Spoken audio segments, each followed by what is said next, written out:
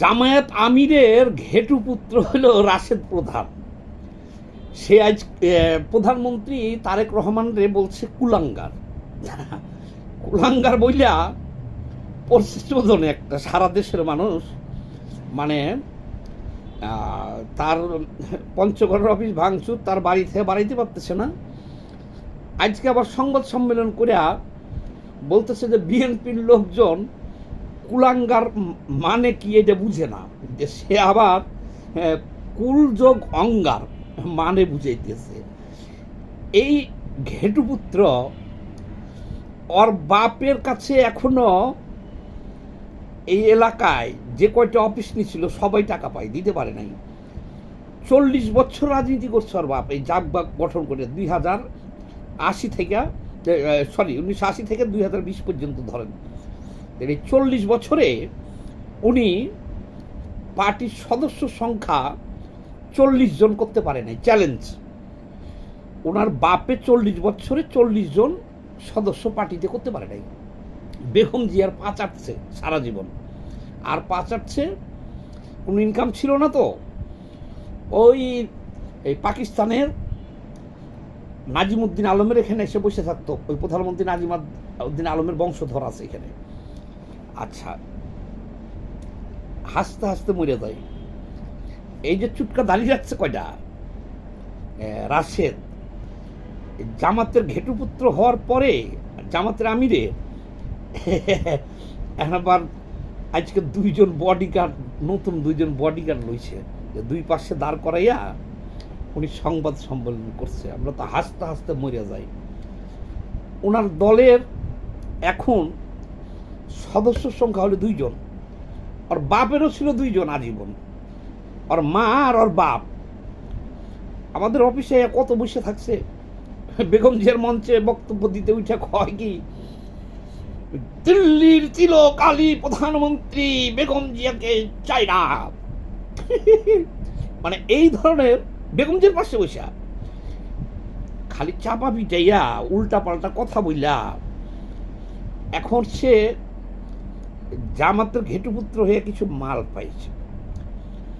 দেখো, ওর বাপের কথা বলবো না, মারা গেছে, উনি 7 মার্ডার ছিলেন, তারপরে আবার ব্যাংক ডাকাতি করছিল।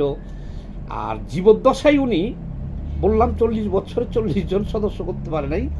আর ডিসি রোড থেকে পল্টন যতগুলো অফিস নিছে সব অফিসের ভাড়া পাইব এখনো। আর ওই সরকারি কারেন্টের লাইন বেশিরভাগ কাটাই থাকতো, উনি বসে থাকতো চুপচাপ।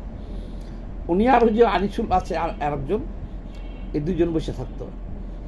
আর এখন ওনার পার্টিতে সদস্য, আপনার যতটুকু ওজন নাই ততটুকু কথা বলেন কেন মিয়া? কথা বলতে হবে, আপনার যতটুকু ওজন ততটুকু কথা বলতে হইব। এখন তার বোন রে জামায়াতের আমিরের কাছে সমর্পণ করছে একটা আসনের জন্য। মহিলা সংসদ সদস্য, ও তো জামাতে বিএনপির সাথে যে আন্দোলনগুলো করতো, সে ওখান থেকে এখানে গেছে কেন? বিএনপি তো ওরে আসন দিবে না, দায় নাই, বুঝছে যে জামাতে গেছে, জামাতও দায় নাই। পরে ওর গেছে মাথা নষ্ট হইয়া, এখন ও হয়েছে ঘেটুপুত্র, আর ওর বোনকে সমর্পণ করছে জামাতের হাতে।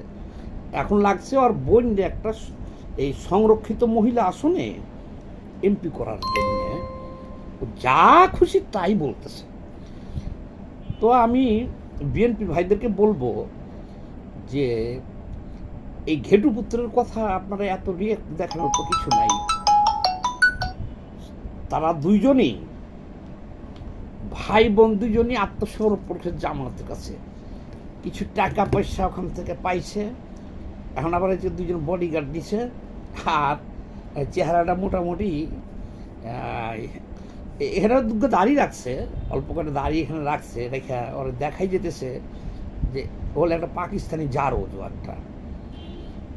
2 বোনডে তুলে দিছে আমিরের হাতে, জামাতের হাতে, আর ও নিজে হয়েছে ঘেটুপুত্র। ওখানে যে কিছু টাকা পাইয়া জ্ঞান বুদ্ধি হারাই ফেলছে। আবার জাতিরে সংবাদ সম্মেলন করে করজোরে ক্ষমা না চাইয়া ক্ষমা চাইতেছে।